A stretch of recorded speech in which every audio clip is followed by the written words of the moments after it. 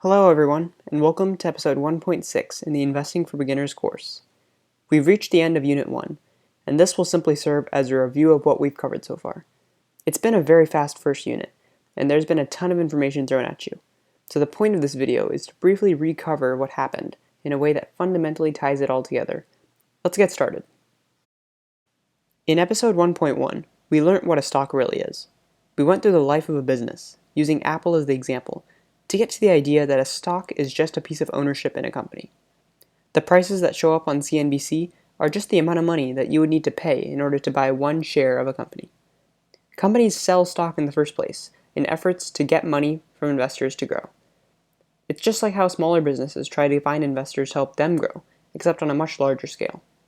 Companies go public by applying for an IPO, or initial public offering, with the SEC. All in all, the most important thing you need to remember is that a stock is a piece of a company. When you buy stocks, you become an owner. Episode 1.2 was about prices and the reasons for their movement. It was a very important lesson that provided many key takeaways. First, prices move as investors attempt to revalue a company based on any news that comes out. The definition of news can be as broad as you want. It can range from a new manager being hired, to a new product being released, to even a rumor about a partnership with another company. Every bit of news changes the company in some way, so investors try to gauge the impact of it and make a trade. For example, if Apple releases a new iPhone, that will likely have a positive impact on the company.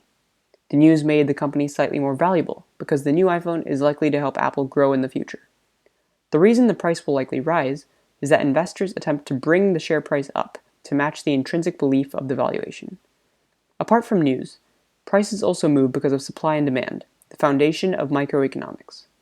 When a company's products are demanded more than supplied, and the price per good rises. On the other hand, if the supply is more than demand, the price of the good goes down. It's common sense.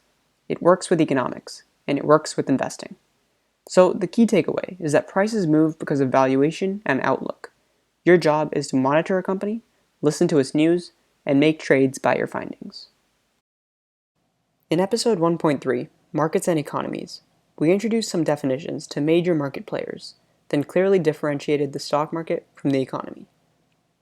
An exchange is simply a place, real or virtual, where shares are traded. An index is a collection of stocks used to gauge the overall performance of a market, a sector, or an industry. The stock market is a place where companies are featured, while the economy is a measure of the entire country. The two can be heavily linked, as we saw with the recession of 2008, but are also drastically different.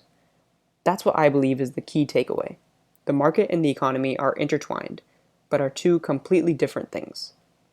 Another important concept we touched on was the business cycle, which is the theory that businesses rise and fall cyclically. When investing, pay attention to the business cycle, so that you aren't too surprised if your investments fall by 10% one day.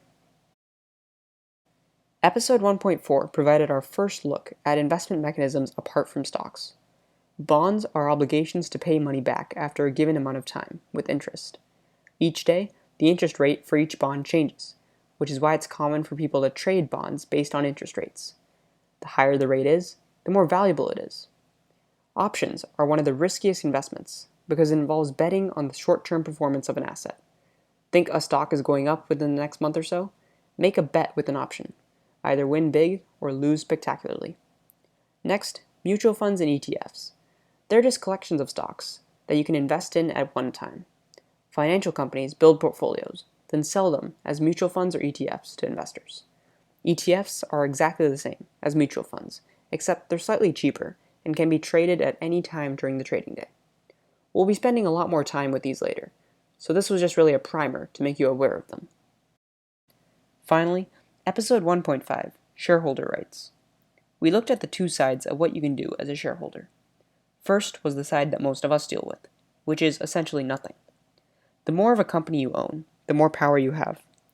However, you need to own a lot if you want to do anything substantial in a company.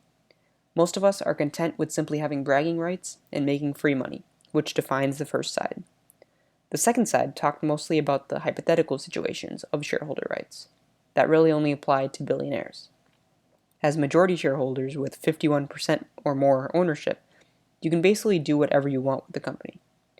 Boards of directors are there to regulate and represent the shareholders and help companies make big decisions about growth. Finally, those billionaires we talked about, they sometimes act like activist investors by taking over companies for various reasons, some good and some bad. Key takeaway: unless you're a billionaire, you don't have much power in a company. If you have something to say, write to the board of directors or management. Unit 1 provided a very high-level overview of the investing world.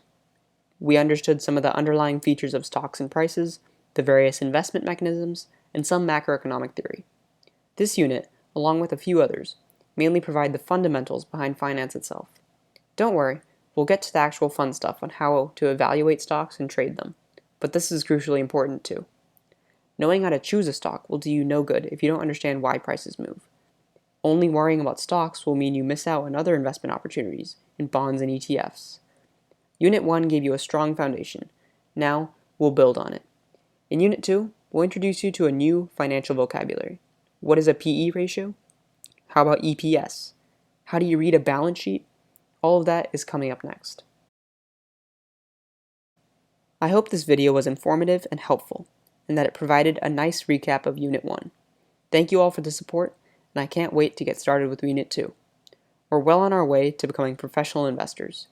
Be sure to like and subscribe, and stay tuned for Unit 2, Important Terminology. Thanks for watching, and keep making money.